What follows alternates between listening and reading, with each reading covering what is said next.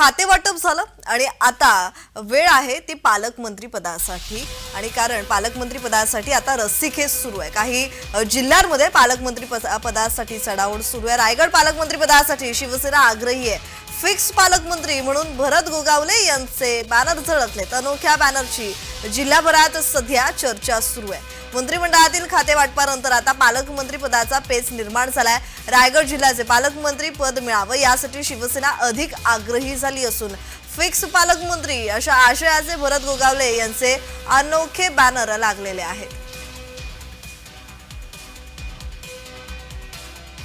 लोकांच्या मनामध्ये ती इच्छा त्यांनी सादर केलेत आणि आम्ही शिवसेनेच्या सर्व पदाधिकाऱ्यांनी जिल्हा प्रमुख म्हणून आम्ही आदरणीय उपमुख्यमंत्री एकनाथ शिंदे यांच्याकडे मागणी केलेली आहे की आम्हाला आता या ठिकाणी पालकमंत्री भरत गोगावले पाहिजे। मेरिटमध्ये शिवसेनेचे 3 आमदार या ठिकाणी निवडून आलेले आहेत, त्यामुळे खरा अधिकार आणि हक्क शिवसेनेचा राहतो आणि म्हणून ते फिक्स पालकमंत्री बॅनर लागलेले आहेत।